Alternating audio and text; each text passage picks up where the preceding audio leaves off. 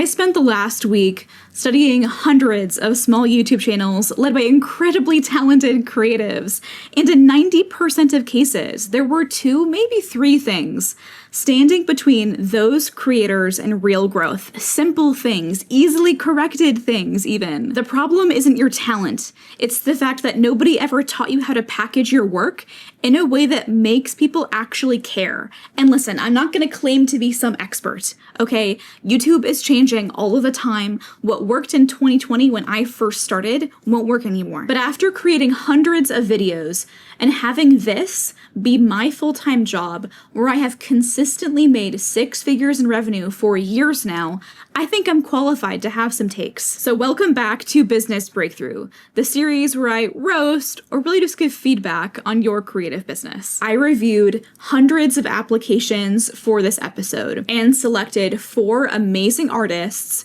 who represent the most common YouTube mistakes I see folks making. So let's take a look at these 4 creatives and figure out what they're doing wrong, how they can fix it, and as always, what you can learn from it. And thank you to Squarespace for sponsoring this video. So first up, we have Daniel, an amazing artist working on an incredible world-building project called Figure 8. If you've ever played D&D, watched Stranger Things, or read books like The Spiderwick Chronicles and Miss Peregrine's Home for Peculiar Children, I think you will love what Daniel is building. Daniel works in a ton of mediums, bringing his ideas to life through pen and ink sketches, oil paintings, and even sculpture. Daniel has been documenting this entire process on YouTube, and his main struggle right now is just growing his audience. Hey Daniel, hello. Okay, so I took a look at your channel, and I think I know actually exactly where you are going wrong, but before we get into that, I do want to give you some compliments, okay? I think that you have an absolutely amazing on-camera presence. Like, the work that you are creating, this world, is fantastic. I especially loved this piece right here, the like kind of creepy Art Nouveau mansion. I think that's excellent. I think that you did a truly incredible job with this piece. I think that your work in general is so atmospheric. You are obviously like super talented. I would, in a heartbeat, take a class from you on how you do concept art. And in your videos, you talk about how you're a little unsure of what form you want this world building project to take. And I kind of wanted to pitch you on like a sketchbook style art book, found kind of footage, but like the book version, you know what I mean? Like that kind of vibe. I think that would be so, so cool. I think that this kind of general vibe in your work would be really, really well suited to a kind of like found journal entry. I discovered this thing written by this person that was lost in this place, and I'm trying to like piece together what actually really happened here. And you mentioned the fact that you're kind of a little bit unsure of your writing skills. That could be a way for you to kind of build a little bit of skill while also still showing off your amazing work. So now that we've talked about that and I've made my pitch to you, I wanted to talk about your channel, the focus, of course, of this episode. So you have an incredible video down here, your kind of world-building project announcement video that you made 3 months ago. This is your most popular video of all time. There's a reason for that, okay? So let's take a look at the thumbnail here. You have this very amazing, well-styled photo of your sketchbook, these thumbnails that you've been creating, a physical red arrow on camera, that's awesome, and then one simple word that is not blocked by anything else, that has great contrast, that just says world building. I want to think about that thumbnail for a second, okay? Because thumbnails make a promise. It is a packaging. It is like a shiny wrapping that you are putting on your video. You are promising the viewer an experience, and you are trying to give them the information, the curiosity they need to click on that. And you don't want to kind of raise the barrier to entry to your work. You want to make it approachable. You want to make it kind of easily digestible and understood and valuable to someone that doesn't know you exist yet. And this thumbnail does that excellently.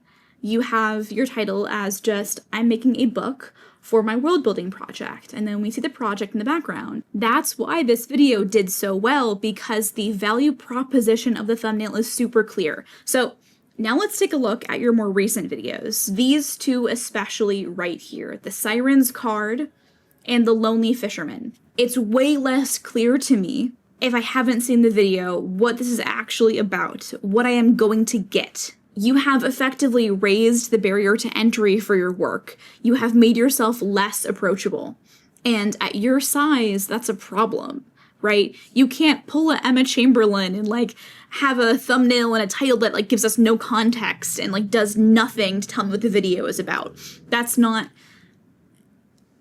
you are not in a position to be able to package your content like that. You need to be packaging like this.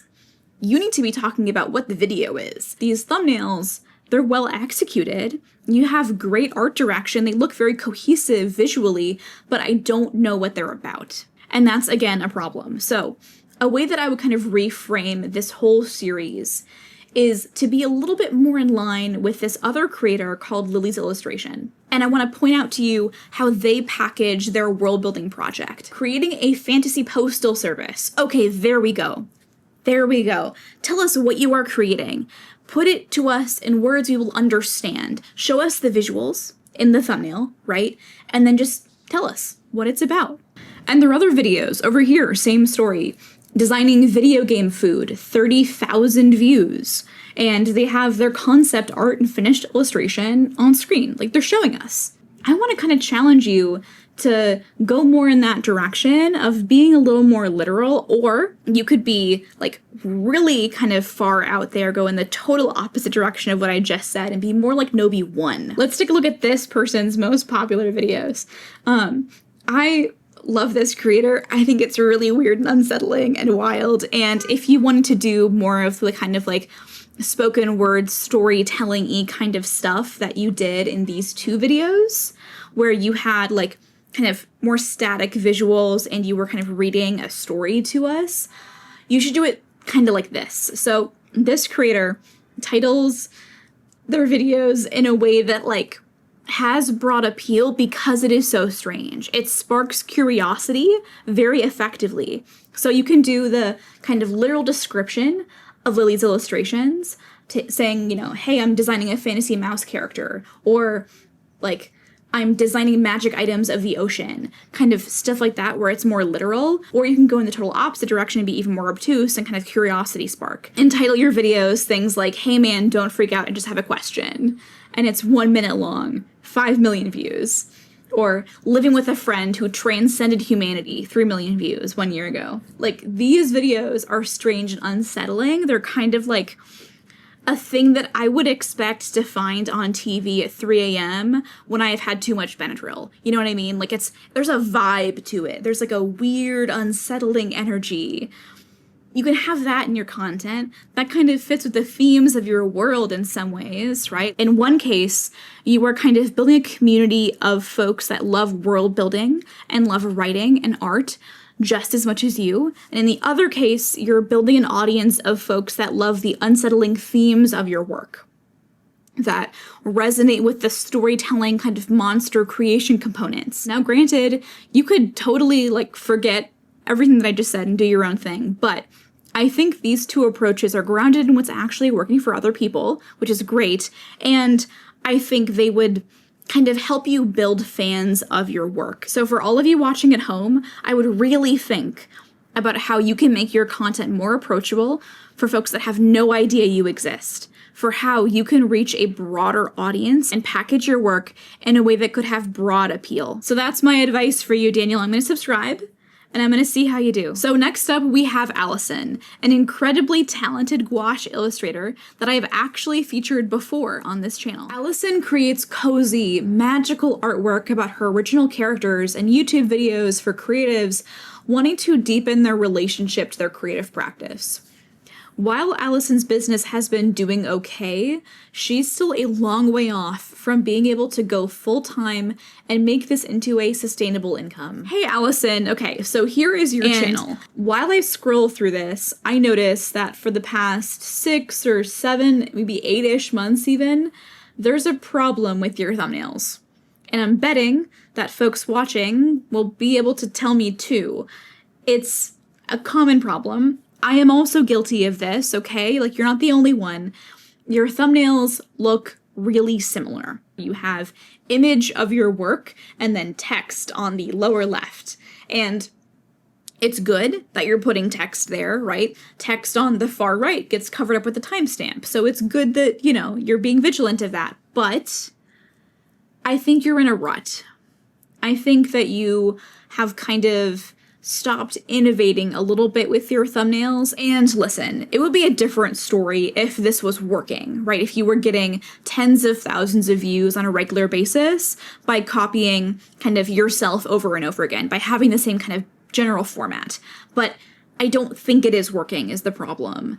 And if we look at your most popular videos ever, some of them for sure follow like this same format, but a lot of them don't. A lot of them are pretty different. This one has a little bit more white space. The artwork is smaller. Yes, the text is on the left, but there's more breathing room. And compared to this one, Gouache Secrets, your third most popular video ever from 2 years ago, the text is on the top right, and there's more white space. Your sketchbook tour video, the text is kind of in the middle, it's arcing a little bit. I think my biggest note for you overall is that you have to innovate a little bit more with your thumbnails. If you want to kind of get success that you have never achieved before, you have to be willing to try things that you have never done before. As is, I really want you to think outside of the box. Like, don't let yourself go back to this for like 3 months. If in 3 months you have tried a bunch of other kind of formats for your thumbnails, none of them are working, go back to this, right? Ignore my advice. Like, hit the brakes. But I want you to try different styles for 3 months and just see how they do. Just try it, okay? Just give it a go. I think it's really tricky to be on YouTube because often we can kind of like find a thing that works for us, and then we do that over and over, and then suddenly it works a little bit less well. And then we do it again, and it works even less well than it had before, and so on until we have tried this thing, and we're looking back and we're like, hey, wait, this used to work for me. Why is it not anymore? And we're frustrated, right? Like, we want to kind of get the answer and then only do that thing that's the answer over and over again and kind of expect the same results. But that's not how YouTube works. And as a creator that has been creating on this platform for 5 years, I have discovered that over and over again, right? I have created videos that have done really well, and then I've tried to hit that same theme again, and it hasn't worked for me in the same way. So it's our job as creatives to create content that our audience is going to enjoy, that people are going to be interested in. And it's also our job to recognize that those interests will change over time, and we can't be overly repetitive without facing negative consequences. As I was looking through your online shop and watching your content, I noticed a disconnect.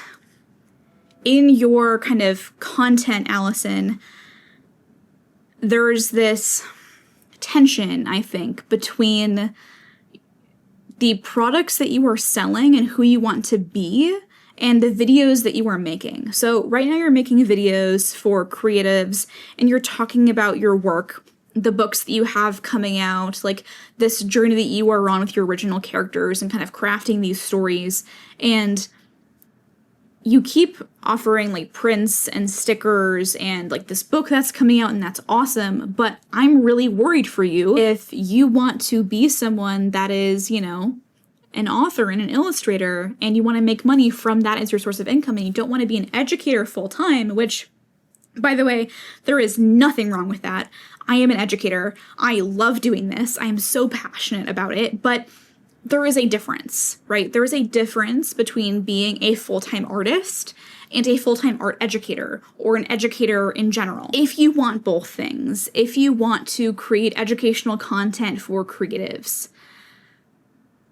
and you also want to have your own books and sell your own prints and your own stickers, you have to kind of have two different platforms that you are paying attention to. So on your YouTube channel, yes, continue creating stuff like this, but be more kind of explicitly an educator and talk about the problems that your audience has and your solutions. Like, I want you to create content that is inspired by your products. I don't really see a ton of stuff on your channel about urban sketching and plein air painting, but you have a whole course on it. you would sell way more of this course if you created content that was about plein air painting and urban sketching. And you would also sell more of your gouache course if you made more videos like the ones that you made 2 or 3 years ago about gouache tutorials. And if you don't want to do that, you have to pivot. If you don't want to be an educator, you have to pivot. You have to pivot into connecting with potential customers of your work, the folks that want the stickers and the prints and the book. This might be like parents of young kids, right? And importantly, they might not be artists. Probably your audience is not exclusively other creatives. And if that's true, you have to think about how you can reach the general public, how you can kind of create your work in a way that gives it broad appeal, how you can package it, right? Going back to Daniel, how you can package your work in a way that sparks interest and curiosity. It's challenging. I have a lot of videos on this. I will link them in the description, but it's a necessary task to building a profitable business. And one thing that I want Allison and of course all of you to think about is how to create content that is connected back to your products. If you want to sell prints and stickers and originals, create content that is not about like the process per se, but invites someone to purchase, that tells the story of your work, that shows it in someone's home. I made a whole dedicated video on content ideas that get sales. Watch that one, come back here. But really spend time thinking about how to create content that is connected back to your products and would attract an actual customer. So that's all of the advice that I have for Allison. But before we move on to our next artist, I do just want to take a minute to thank Squarespace for sponsoring this video. I need you to know that even if Squarespace wasn't sponsoring the channel, I would still recommend them. This is because I've used Squarespace to host my own website for years now, and I genuinely believe it is an amazing platform for artists looking to get started selling stuff online. They have all the features a budding art entrepreneur would need, from email lists to fluid design tools that enable you to get your website just right. And for those of us that are intimidated by taxes, aka me, their third-party tools like QuickBooks and TaxJar make collecting and remitting sales tax really easy. I sell prints via dropshipping on my website, as well as purely digital products, but you could sell consulting services like portfolio reviews or even courses on Squarespace. They really do let you do it all. If you want to give it a try, use code Kelsey Rodriguez at checkout to get 10% off your first order of a website or domain. Thank you so much again, and let's get back to the video.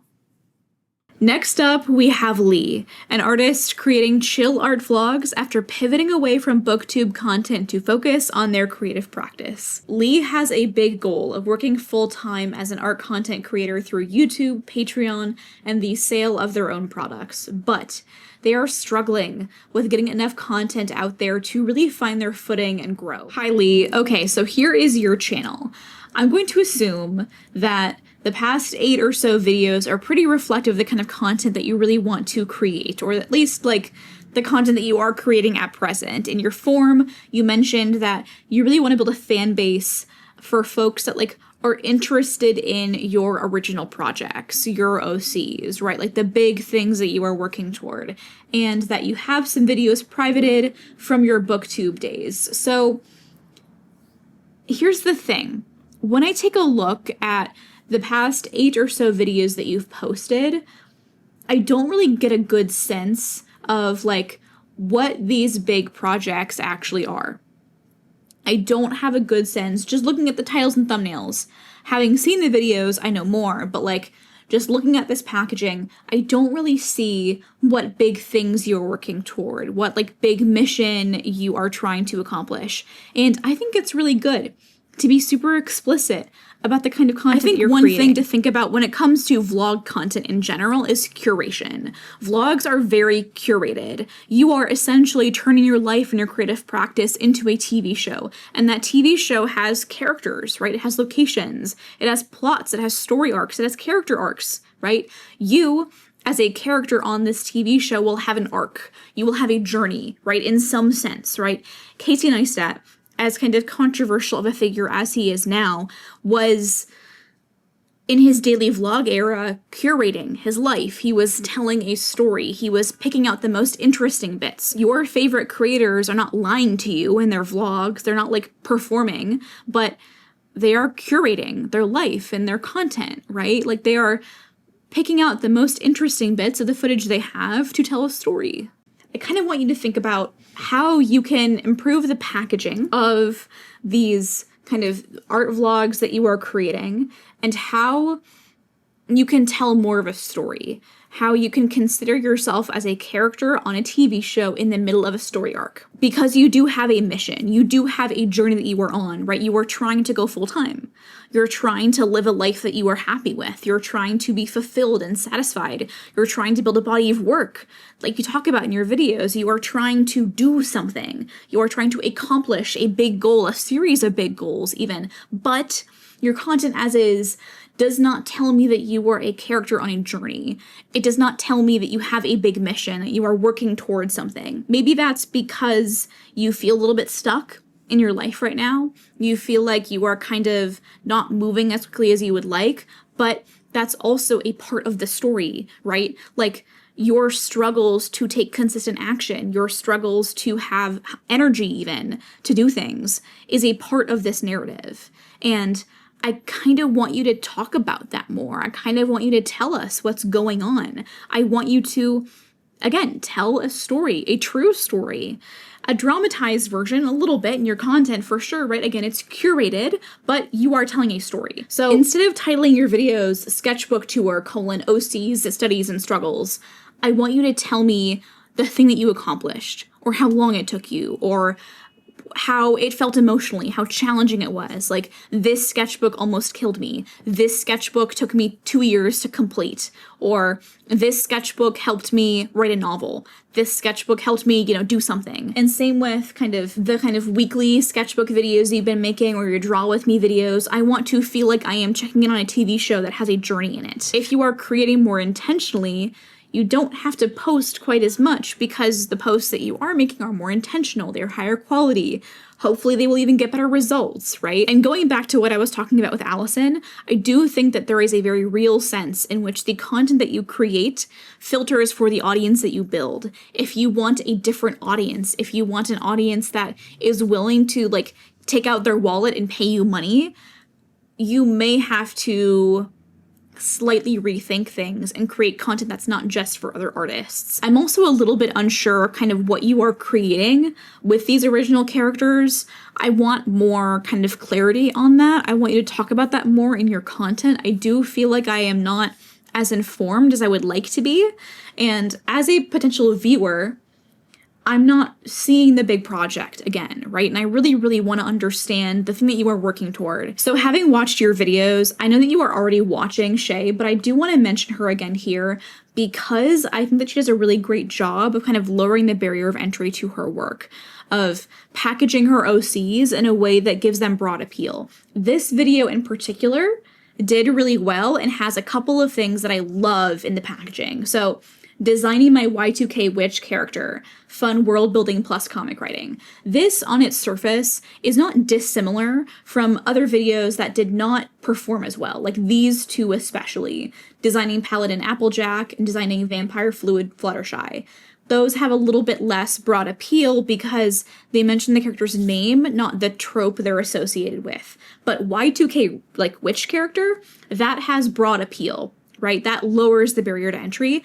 That makes me understand who this character is, broadly what they're about, without knowing their name. So that's all of the advice that I have for you, Lee. And with that, let's move on to our last artist of this episode. Our fourth artist of this episode is Agnes, a Korean and Swedish fine artist. Agnes's creative work is these incredible personal and intimate oil paintings that they display in galleries, and their vlogs on YouTube have a similar kind of intimate best friend on a FaceTime call kind of feel They're very slice of life kind of vibes. Agnes grew a large following on Instagram, but really wants to migrate over to YouTube, and she's struggling to rebuild her audience on this new platform. Hey Agnes, okay, so I am a huge fan of your content. I love your channel. I did subscribe. Generally, your on-camera presence is really special. It makes me feel like I am hanging out with a close friend, like I am on a FaceTime call, and I really love that. There is this kind of like quiet slice of life cinema feel to your work that's really special, that's really fun and interesting.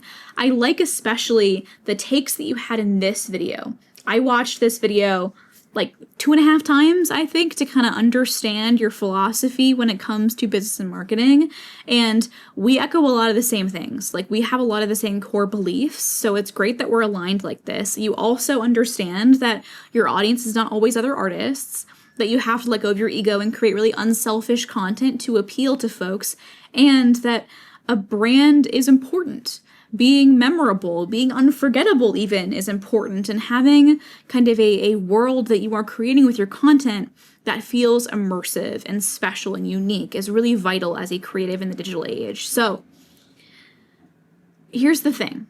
You say all these takes, and they're good takes. I think they're good takes at least, but I don't always see you applying this advice to your own work. I want you to take your own advice. I want you to create content that is not just for other artists. You recognize in that video that your audience is not always going to be other artists, and you're living a life like this kind of boho art couples life. Like, that's interesting. People are going to want to see more of that, but if you look at your content as is, you're just appealing to other creatives. That's not a bad thing, but I feel like if you want to use your YouTube channel as a sales funnel for your prints and your originals and your exhibitions, you have to think a little bit more outside of the box here. You have to think about, okay, how can I package? Again, it all comes back to packaging. How can I package my work in a way that has a broad appeal, in a way that makes my life interesting to folks that are not artists, that are not creative, that are not looking for this content? Because I'm going to level with you, okay? I am a creative. I'm working on an oil painting right now. It's behind me. It's on its side. It looks a little weird, but I'm working on it. And I don't really watch other art vlogs. I don't watch painting process videos. I don't watch art vlogs. They do not interest me that much because they're all often the same. Cute plants, good lighting, golden hour, pretty studio, cat on a sunny spot. That's my life, right? Like, I'm describing my own art vlogs in this way, but so many other art vlogs are just like that in a way that makes it less interesting to me as a viewer. You're probably thinking to yourself, okay, that's great, Kelsey. I would love to reach like a broader audience. How do I do that? Like, concrete steps. So here's some actual content ideas for you, Agnes, that would help you, I think, reach a broader appeal with your content. So, for example, you mentioned in some of your videos that you are currently kind of struggling with finances. Your business is not necessarily doing as well as you would like. So talk about that. Talk about what it is like to try to make your small business work, to try and find your way as a 20-something in the world. You're also a third culture kid. So you're Korean, you're also Swedish, you feel like maybe a little disconnected with that Korean part of your culture and your background. So talk to me about that. Tell me about that part of your life. It's such a big theme in your work. Like, you talk about that in your work pretty often, but I don't know if you've made a video that like reaches those people. And I feel like those people, those other third culture kids out there, would feel really connected and would like have a thing that they're unified by, would feel recognized, would feel at home in that kind of content and that kind of message. I think you should consider making that video. Like, think about how the biggest vloggers on the internet right now think about their content. They always try to connect it to some kind of challenge or some kind of big story or trend or a narrative, right? Like, Ryan Trahan didn't just randomly go to all 50 states on a whim. He was like, I'm doing this for a reason, and it has a time frame, and it's a challenge. There's a kind of logic to it, right? I want you to study the biggest vloggers out there. Like, just genuinely, the people that are bringing in hundreds of thousands or millions of views a week that feel totally outside of your comfort zone. Like, Look at folks that are not in any way related to what you do and study how they're packaging their work. Look at the trends they're using. Think about how you could kind of borrow those concepts and apply them to your own work in your own life. I think that you would have a lot more success building the audience that will ultimately support you financially and be values aligned with you and your business if you did that. I also wanted to point out that you have these courses, this oil painting course, and I do not think that you are mentioning it enough. I do not think that you are talking about it enough. I want to have more call to actions. It is not enough to have it in your video descriptions. You have to say it outright. So I'm going to say this outright right now. If you liked this video and you want more help just like this, you should join my email list. Before I let you guys go, I want to talk about the 3 big things, the 3 big lessons that I want you to take away from watching this video. And number 1 is to know who you are actually serving. The biggest mistake that I see creatives making all the time is creating content that just attracts other creatives. The truth is that creatives may or may not be the ideal audience for your products. If you want to sell art to collectors, you need to create content for collectors. If you want to sell children's books, you have to create content for parents. Your audience strategy has to align with your business goals. And number 2 is to lower the barrier to entry. Whether it's your content packaging or your own creative process, you have to make things easy for folks to understand and engage with. Your thumbnails need to clearly communicate what viewers will get. And number 3 is to apply your own advice. Many of you already know what you need to be doing.